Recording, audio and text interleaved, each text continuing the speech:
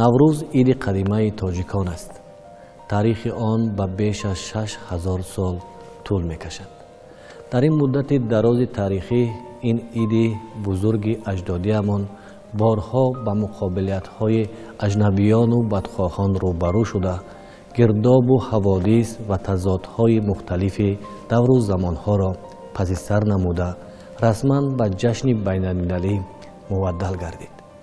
ба сифати ҷашни ҷаҳонӣ пазируфтани иди наврӯз аз бузургию шаҳомат, решаҳои амиқи фарҳангию таърихӣ ва ҳуқуқию иҷтимоӣ доштани он шаҳодат медиҳад.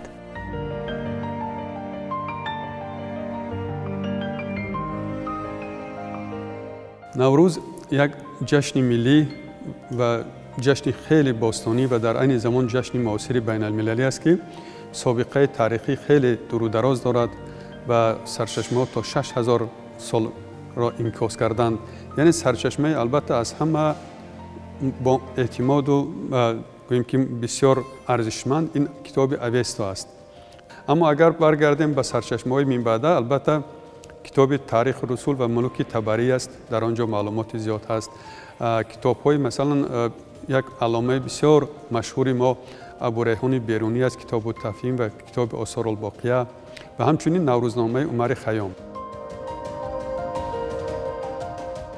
шоҳнома санади бисёр мӯътабари дар бораи оинҳо ва ҷашнҳои кӯҳани мардуми ориёӣ аст. аз ҷумла санадест, ки ӯ дар бораи наврӯз, меҳргон, сада гузоришҳои бисёр дақиқ додааст. эътимод ба шоҳнома аз он ҷо сар мезанад, ки шоҳнома худаш бар асоси манбаъҳои қаблан гумшуда дар таърих, таърихномаҳо ва худойномаҳое ки пеш аз ин ҳазорсолаҳо пеш навишта шуданд ва дар дарборҳои масалан хаҳоманишӣ ва сосониён мавҷуд буданд ва бар асари суқути ин императориҳо китобхонаҳо аз байн рафтанд, китобҳо аз байн рафтанд ва ин шоҳнома ба ҳамин асноди гумшуда истинод мекунад.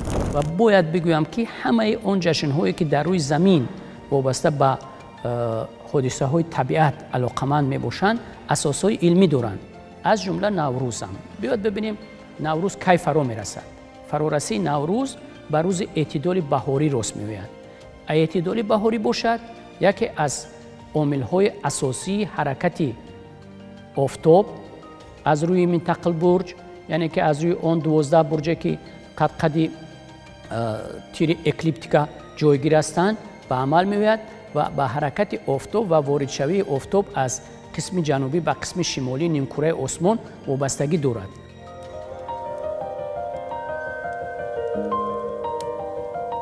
яъне дар давраи ҷамшед мегӯяд, ки вақте ки вай ба тахт нишаст, ӯро ба як масалан ҷои махсус шинонданд ва вақте ки масалан ӯро ҳамин маросими ба тахтнишинӣ вай шуд, ҳамин як рӯзи нав дарёфт ва ҳамин рӯзро ба сифати як ҷашн эътироф кард ва минбаъд ин рӯз рӯзи наврӯз гирифт.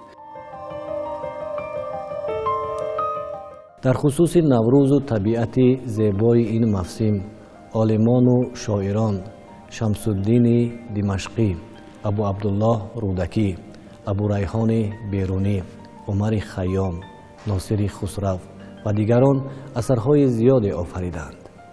дар китоби чакидаҳои замон ва муъҷизоти бару баҳри шамсуддини димашқӣ омадааст, ки мардуми орои наҷод иду анъанаҳои зиёдеро ҷашн мегирифтанд, ки маъруфтарини онҳо наврӯз, меҳргон, сада, тиргон, баҳманҷа ва иди нишасти кӯса будааст. наврӯз қайд мекунад димашқӣ маънои рӯзи навро дошта оварданд, ки худованд дар ин рӯз нур яъне офтобро офаридааст ва афлокро ба гардиш даровардааст.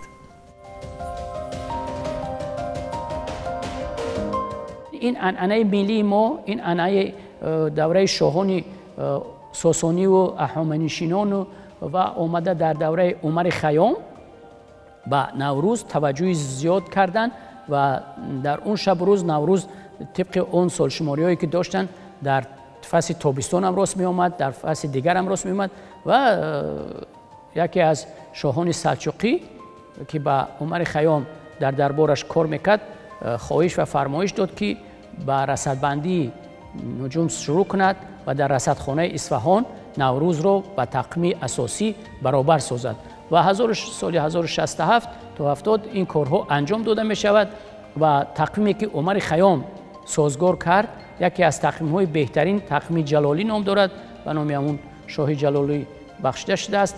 در آن برابر شوی شب و روز رو به ماه یک حمل و یک فروردین آورده برسان. اگر برگردیم به دوره امپیری بزرگ هخامنشیان که یک امپیری یک دولتی بود که در دنیای قدیم کلانترین دولت بود و زیاده از 225 سال وجود داشت، یعنی از زمان همین اساسگذار دولت کوروش کبیر و مخصوصا در دوره دارای یک، یعنی نوروز به صفت یک جشن هم ملی هم دولتی اعتراف می شود و همه ساله روز 21 مرد 20 به 21 مرد اصلا گریم که این درستش 1 فروردین در اساس سال شماره ما، همین نوروز در سطح بلند دولتی جشن گرفته می شد. با ورود اسلام به ایران زمین دو قرن سکوت فراهم شد و این آیین‌ها چندان تجلیل نمی شدند، اما آهسته آهسته با نفوذ ایران خانواده های با نفوذ ایرانی تبار در دربار خلافت بخصوص در زمان عباسیان آیین‌های نوروزی دوباره احیا شدند. نوروز این یک جشنی گوییم که ایدی سر سال اگر باشد در یک وقت البته مثلا ارزش‌های استرونومی دارد، شب و روز بلند می شود، یعنی که این یک ارزش استرونومی هم دارد و در برابر این یک جشنی بود در زمان امپیری بزرگ هخامنشیان که روز عدل و عدالت داد و دادگستری بود. یعنی شاه از مردمی که از ولایت ها اون وقت ساتراپی میگفتن ساتراپی آمدند در برابر اون که مالیات زیاد می آوردند به شاهنشاه، باز مثلا عرض و شکایت مردم را میپرسید، دادگستری میکرد، یعنی که یک مسئله عدل و عدالت هم در همین روز تا اندازه حل خود را میافت. یعنی در مجموع ما گفته میتونیم که در زمان امپراتوری هخامنشی ها نوروز به سطح بلند دولتی و هم از طرف مردم هم از طرف دولت جشن گرفته میشد.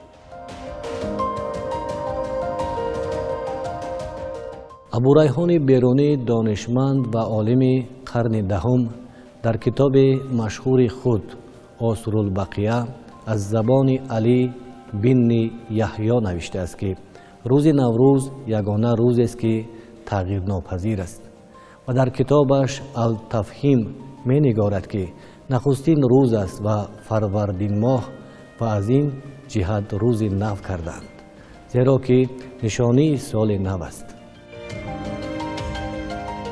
ابوریحان بیرونی هم گزارش ها می دهد که جشن نوروز در زمان هم محمود غزنوی و بعدا در دوره حکومت فرزند او مسعود غزنوی بسیار باشکوه برگزار شده است.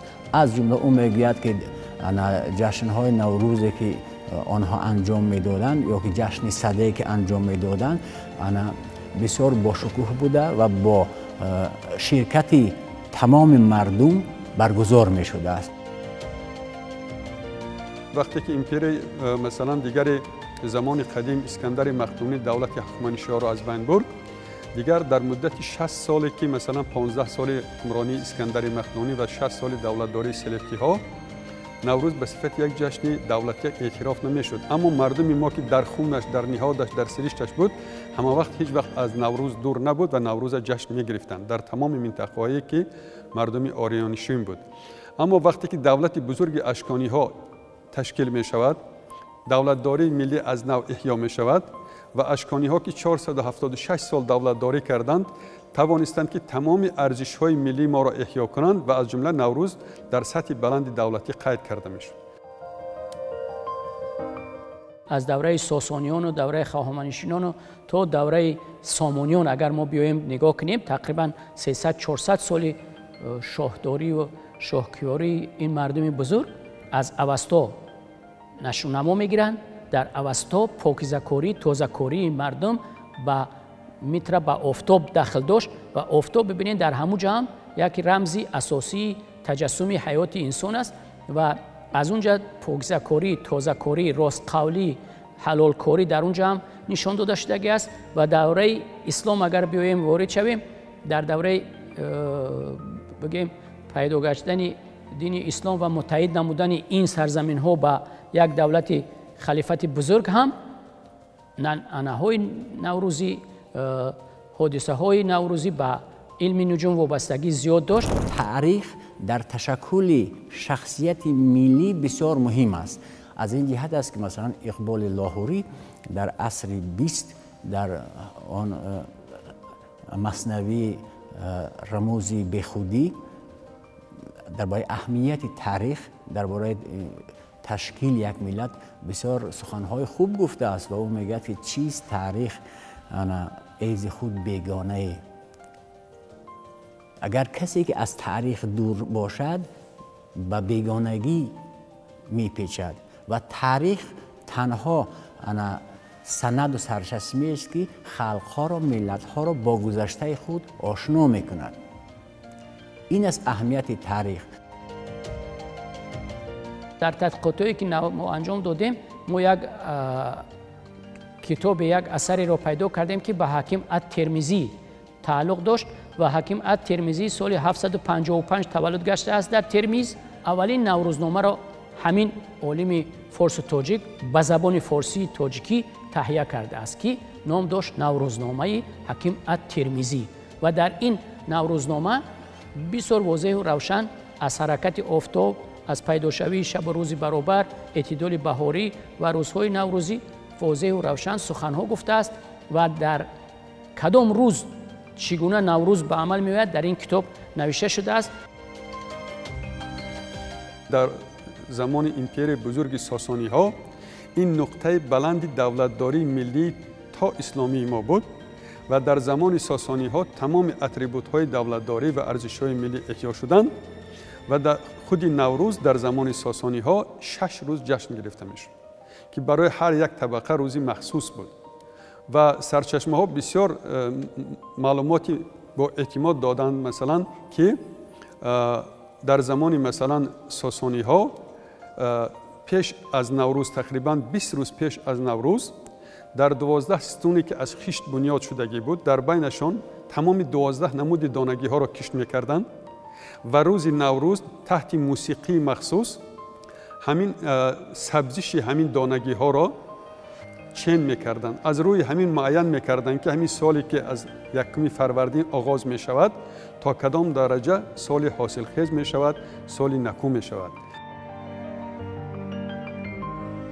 می نویسند که شاهی بزرگ ایران باستان کیومرث این مدت را بدین گونه به 12 بخش کرد و ابتدای تاریخ پدید کرد.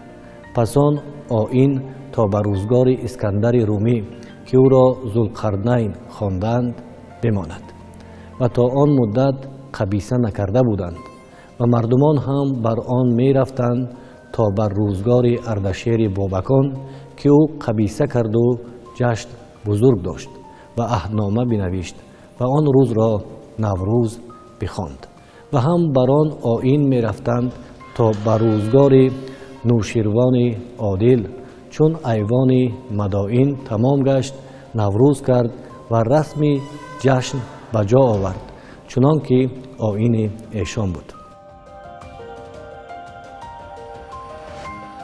نوروز 13 هم است. 13 روز جشنگیری نوروز است و روز 13 هم اصلا مردم به سیرگشت کوه و دامن میبرند و لاله‌چینی میروند و اون روز رو در علم همون آثار الباقیه عبدالرحمن ابوریحان بیرونی روز 13 بدر نام کردن، یعنی که از خانه ها بدر میروند و سیرگشت به طبیعت.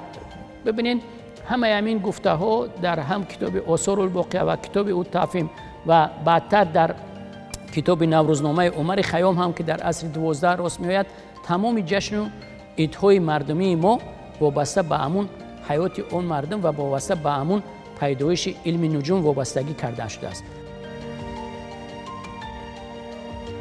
در برابر این ارزش‌های نوروزی، روز مثلا نوروز شاهنشاه سحر بر وقت می آمد، یک کودک بسیار دوستگوی برای مثلا آبی که با کیره ها گرفتگی بودند و از آب می نوشید.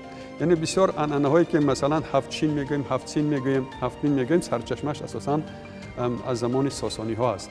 و در مجموع ما گفته میتونیم که در زمان ساسانی ها نوروز به صفت هم یک جشن دولتی، هم جشن ملی با تمام حشامت و بزرگی هاش قید کرده میشه. فراوانترین منبعی که آید به بهار و نوروز صحبت میکند ادبیات است، چون ادبیات نیز خودش یک آینه است، آینه اندیشه ملی است.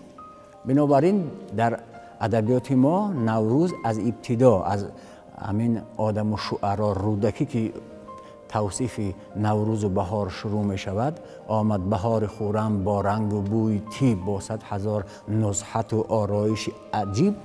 در تمام آثار شاعرانی در طول تاریخ حیات به سر بردند، ما موضوع بهار و نوروز را پیدا میکنیم. اگر این موضوع بهار و نوروز گردآوری شود، جلدها کتاب می شود. در زمان اسلام هم مثلا سرچشمه یاد میکنند که حمزه حسن اصفهانی با زبان عربی درباره نوروز و مهرگان کتاب نوشته است. الاشعار فی نوروزی من مهرجانی، یعنی که درباره این دو جشن ما کتاب نوشته است. این معنای آن را دارد که اسلام هیچ وقت مخالف به نوروز به جشن گیری این دو جشن ملی ما نبود. در زمان مثلا رودکی در عصر ده، در زمانی که سبک خراسانی رایج بود، تابش های گوناگون داشت. مثلا نوروز و بهار در این سبک خراسانی سبک ریالیستی و برونگرا بود و همه محققان میگن که بهار جنبه آفاقی بهار، یعنی طبیعی بهار توصیف میشد و شاعران بسیار زبردست مانند رودکی، بعداً منوچهری، فروخی، سیستانی، انصوری، دیگر و دیگران بودند که قصیده های بسیار طولانی و بسیار فاخر درباره وصف بهار و نوروز دارند. تمام جزئیات نوروز، پرنده ها، طبیعت، کیهان، درختان، تاثیرگذاری آنها به یکدیگر در این اشعار تصویر شدند، از زیبایی تصویر شدند. این از معجزاتی که سبک خراسانی برای بهار و نوروز خدمت کرده است.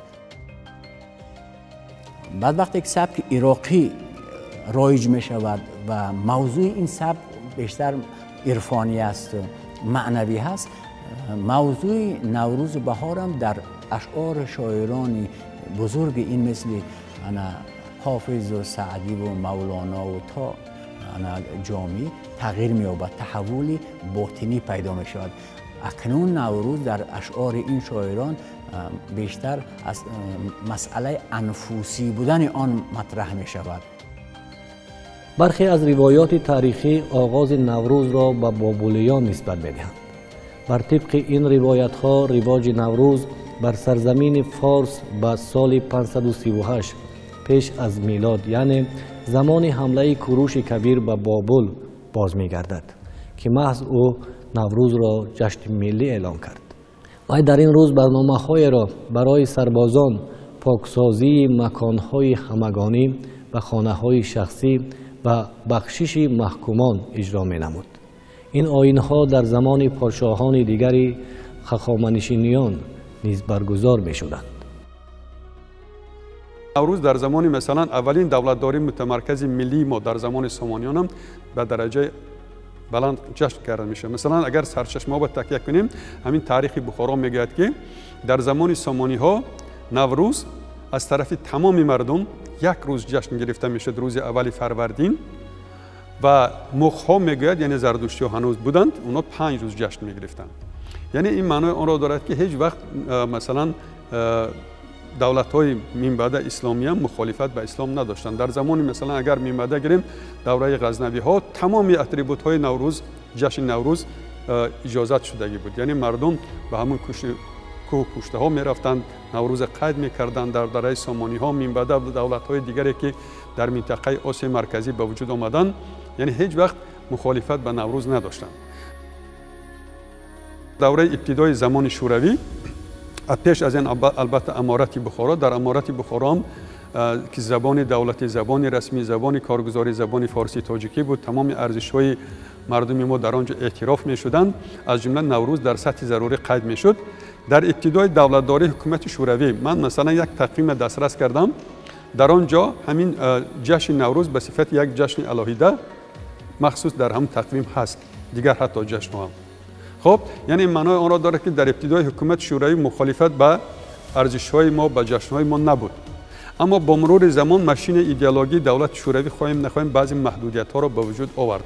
یعنی در سطح جمهوری، در سطح دولتی نوروز قید نمی‌شد، اما مردم امکان داشتند که با تمام حشمت بزرگیش که این در خون و در نهاد و در سرشت مردم ما هست، تاریخاً آمدگی است، در تمام منطقه نوروز را جشن می‌گرفتند با معنای عید سر سال، یا که در بدخشان شاگون، یا که مثلا در دیگر منطقه ها نوروز. یعنی در زمان شوروی هم نوروز جشن گرفته میشد.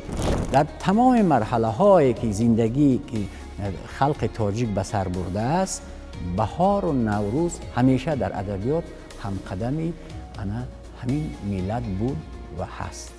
با پیشنهاد پیشوای ملت، اساسگزار صلح و وحدت ملی، پرزیدنت جمهوری تاجیکستان محترم امام علی رحمان 19 فوریه سال 2010 مجموعه عمومی سازمان ملل متحد قطعنامه را قبول کرد که طبق آن جشن نوروز مقام بین المللی کسب نمود. عید نوروز سال 2009 از جانب کمیته حفظ میراث فرهنگی سازمان ملل متحد رسما و فهرست یونسکو عاید به میراث بشریت فرهنگ جهانی داخل کردید. دوران صاحب استقلالی بسیار از این آیین‌ها با تکیه به همین اسنادی که در شاهنامه ذکر شده است، دوباره خوشبختانه همه ایدها و آیین‌های ملی ما در حال احیا شدن هستند یا که احیا شدند و نوروز قدم بالاتر گذاشته است و جنبه بین المللی کسب کرد و اکنون هیچ کسی دیگر، هیچ مخالف دیگر نمیتواند که نوروز ما را از خاطره جهانیان خط بزند، چون که او مقام بین المللی کسب کرده است. یعنی در جهان همچون یک آیینی ماندگار، یک آیینی طبیعی قبول شده است و اکثریت خلق‌های گوناگون عالم نیز نوروز را به طرز و شیوه خودشان تجلیل میکنند و این از بزرگی آیین نوروز درک میدهد. نوروز سرنوشت بسیار پرشیب و فراز را طی کرده است و او تاریخ نوروز یک سبق و درس بسیار مهم برای ما امروزیان است.